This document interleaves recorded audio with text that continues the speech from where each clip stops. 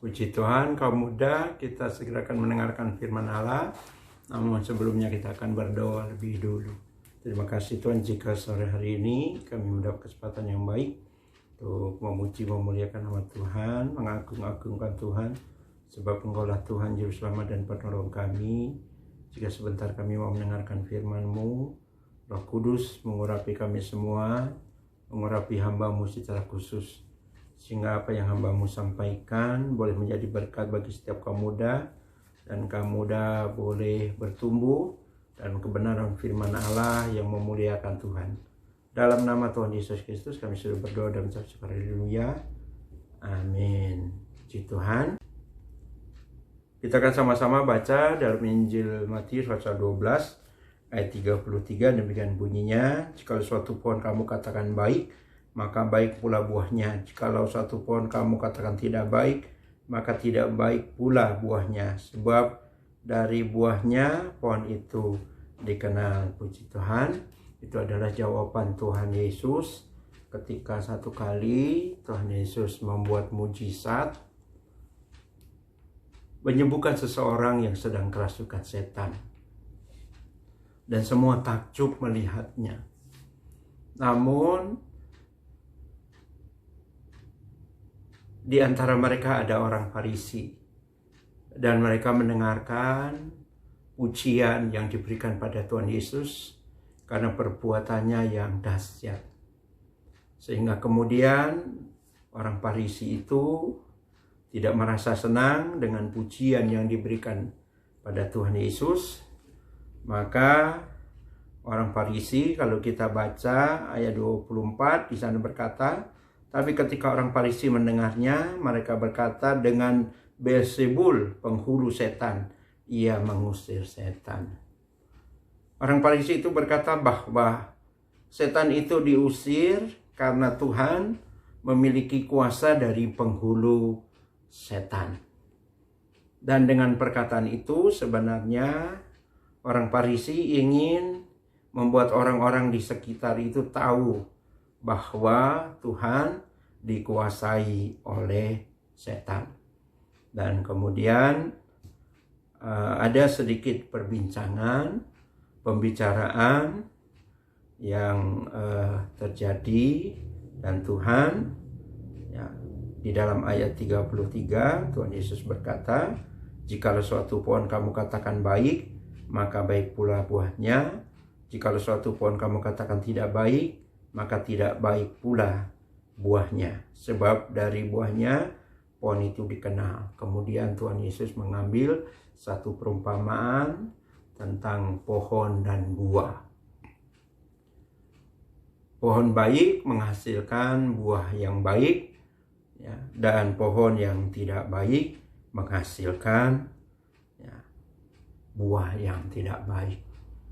Lewat perumpamaan ini sebenarnya Tuhan ingin menjelaskan kepada mereka, memberitahu kepada mereka, tentunya juga firman Allah buat kita pada saat ini, yaitu yang menentukan bukan pohonnya, yang menentukan adalah buahnya, apa yang dihasilkan. Sebab itu Tuhan berkata, pohon baik menghasilkan buah yang baik, dan pohon yang tidak baik mengeluarkan buah yang tidak baik. Lewat perkataan ini sebenarnya Tuhan ingin mengatakan bahwa setiap pohon itu ditandai lewat buah yang keluar dari pohon itu. Nah, oleh karenanya kaum muda yang kekasih, Tuhan ingin menjelaskan kepada kita. Karena tentunya kita tahu orang Farisi waktu itu selalu menggunakan baju kebesarannya yang mengisyaratkan bahwa dia hebat, dia luar biasa, dia sangat berohani.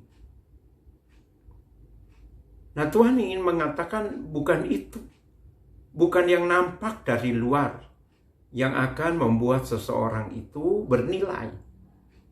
Tetapi Tuhan ingin mengingatkan kepada orang banyak waktu itu, dan juga buat kita, Yang bernilai adalah buahnya. Jadi apa yang kita hasilkan, dampak apa yang dapat kita berikan dalam hidup ini, itu yang bernilai. Baju kebesaran, casing, itu tidak mendatangkan sesuatu yang bernilai. Kalaupun kelihatannya bagus, kalaupun kelihatannya sangat elegan dan mantap, tetapi itu tidak akan membuktikan apa-apa. Yang membuktikan seseorang menjadi bernilai adalah ketika dia menghasilkan buah. Buah yang baik, buah yang menyenangkan, yang dapat dinikmati oleh orang lain, yang dapat dirasakan oleh orang lain.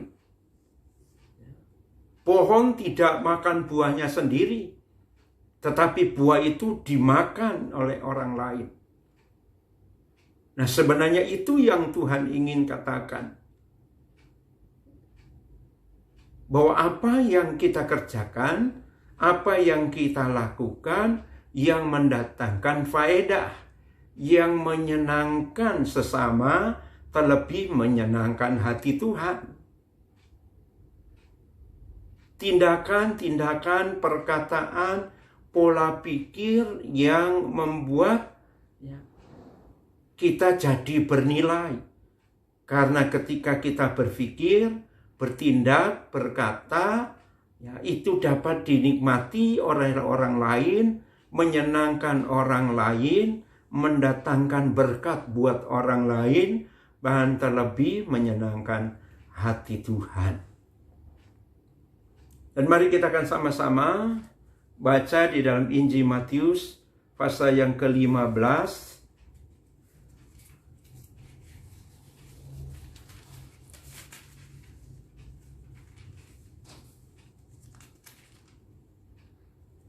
Ayat 11. Demikian katanya. Dengar dan camkanlah. Bukan yang masuk ke dalam mulut yang menajiskan orang, melainkan yang keluar dari mulut, itulah yang menajiskan orang. Tuhan Yesus menegaskan, bukan yang masuk yang menajiskan, tapi yang keluar. Firman Allah berkata, dengar, camkanlah. Itu yang dikatakan oleh Tuhan Yesus. Dengar, camkan. Artinya diperhatikan, direnungkan dengan sungguh-sungguh. Bukan yang katanya, yang masuk ke mulut yang menajiskan. Apa yang dimaksud dengan yang masuk ke mulut menajiskan? Karena waktu itu orang Farisi berbicara tentang kebiasaan-kebiasaan, adat istiadat, cara dikatakan tata cara dalam hal makan minum dan sebagainya, yang membuat semuanya itu dalam sebuah aturan. Kalau makan ini dengan cara ini akan menajiskan. Dan tentunya saudara tahu hari-hari ini pun ada. Orang berkata makan ini haram, makan ini halal, itu sama. Yaitu yang masuk ke dalam mulut. Apa yang kita makan. Tapi Tuhan berkata bukan apa yang masuk yang menajiskan, tetapi apa yang keluar dari mulut, katanya. Firman Allah dengan jelas berkata, melainkan yang keluar dari mulut, itulah yang menajiskan orang. Yang membuat kita jadi haram dari cara kita bicara, cara kita bertindak, cara kita berpikir, yang kemudian seringkali ekspresikan lewat kata-kata atau tindakan. Itu yang menajiskan. Itu buah yang jelek, yang buruk.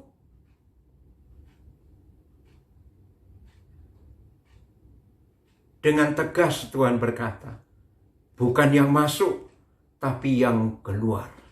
Nah, mari kita akan juga kembali baca di dalam Matius pasal 15 ayat 18. Tuhan mengulanginya dan berkata, tetapi apa yang keluar dari mulut, katanya, berasal dari hati dan itulah yang menajiskan orang.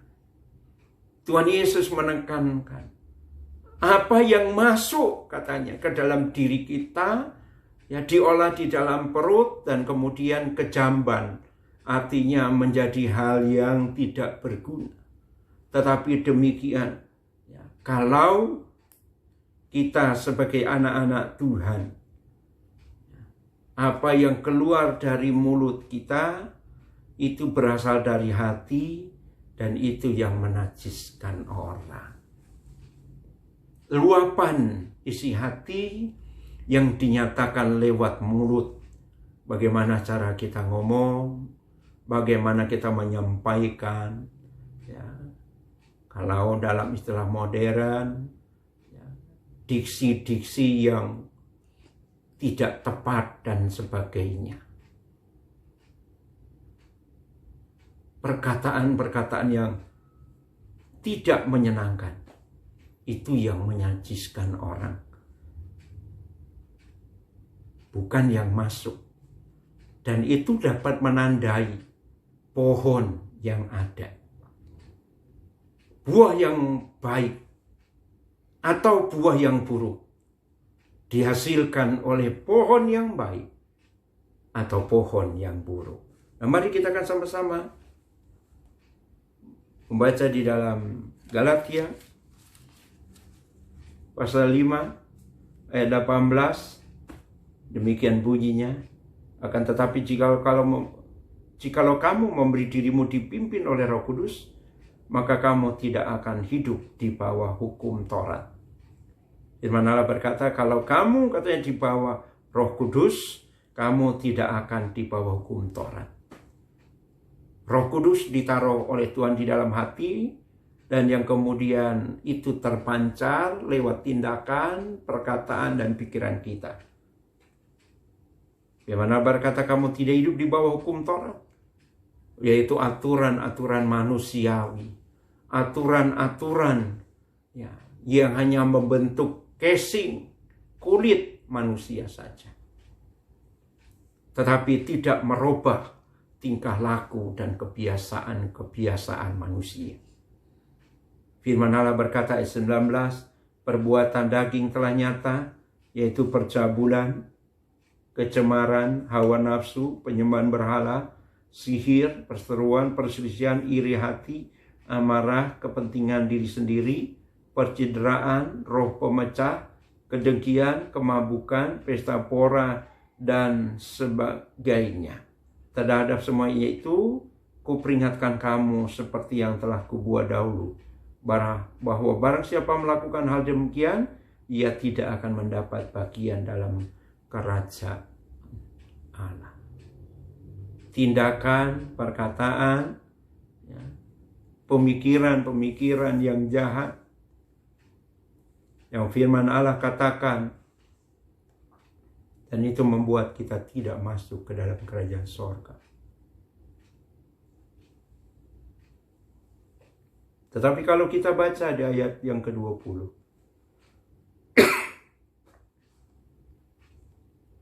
tetapi buah roh ialah kasih, sukacita, damai sejahtera, kesabaran, kemurahan, kebaikan, kesetiaan, kelemah lembutan, penguasaan diri. Tidak ada hukum yang menentang hal-hal itu.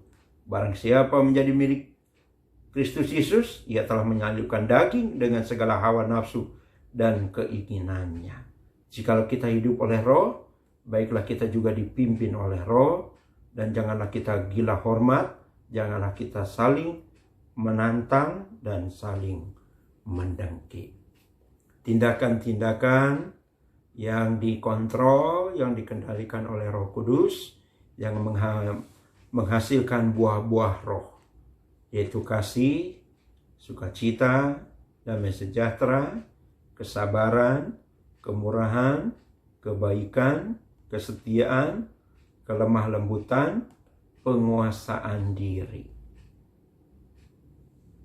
Itulah buah roh yang selalu kita miliki, yang kita punyai, yang dapat memberkati sesama kita ya, orang-orang di sekeliling kita, dimanapun kita berada, terlebih buah-buah roh itu yang menyenangkan hati Tuhan. Karena kita hidup berdasar firman Allah di bawah pimpinan Roh Kudus yang menghasilkan sesuatu yang bernilai di dalam diri kita, yaitu tindakan, perkataan, pikiran yang menyenangkan, yang berdampak, yang positif bagi manusia dan menyenangkan hati Tuhan.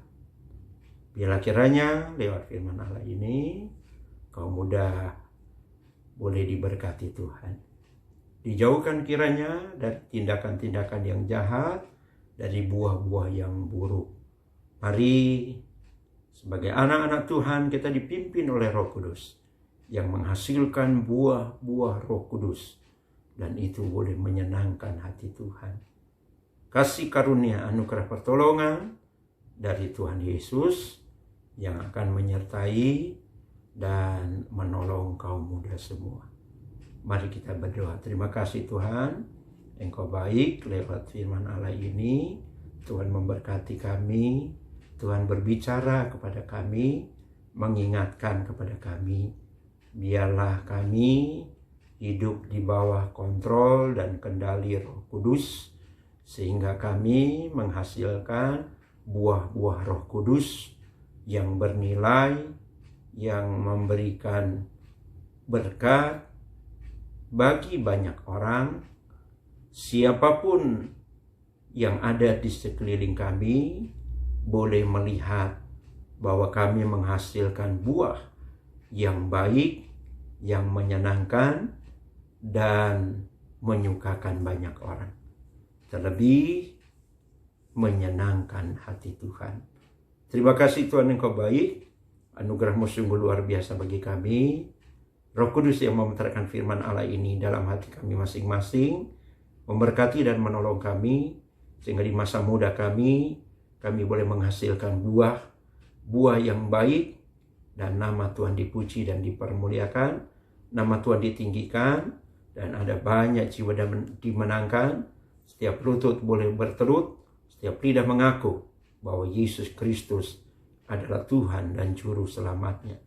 Terima kasih, kiranya Tuhan yang senantiasa memberkati kaum mudamu. Tuhan menguatkan iman percaya mereka untuk terus bergantung, berharap, dan setia atas panggilan dan keselamatan yang Tuhan sudah berikan bagi setiap kaum mudamu. Di dalam nama Tuhan Yesus Kristus kami sudah berdoa dan mengucap syukur. Haleluya. Amin. Tuhan memberkati.